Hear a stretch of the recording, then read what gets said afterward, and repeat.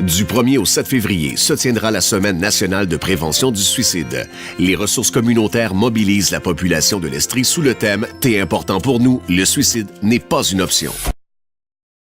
Une personne qui veut se suicider, c'est une personne qui veut mourir.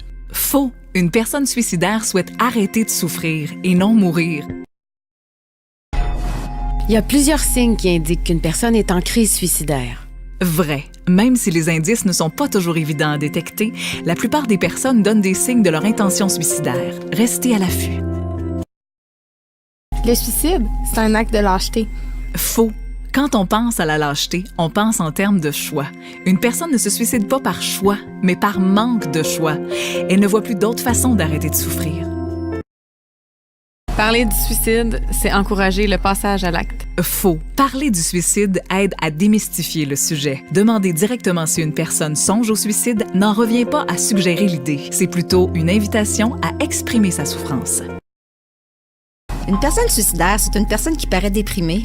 Faux. Une personne peut être suicidaire sans toutefois présenter des signes de dépression. Certaines personnes peuvent même être de bonne humeur. Ces comportements peuvent servir à cacher de la tristesse et des pensées suicidaires. Les gens qui disent vouloir se suicider, c'est juste pour attirer l'attention. Faux. Les menaces de suicide doivent toujours être prises au sérieux. Ce sont des appels à l'aide. Malgré les menaces à répétition, il ne faut jamais être désensibilisé face à l'importance de la situation. On peut aider une personne suicidaire, même si on n'est pas professionnel. Vrai. Chaque personne peut aider un proche confronté à la souffrance. Professionnel ou non, avec de l'ouverture, de la compréhension et de l'entraide, il est possible d'aider une personne suicidaire.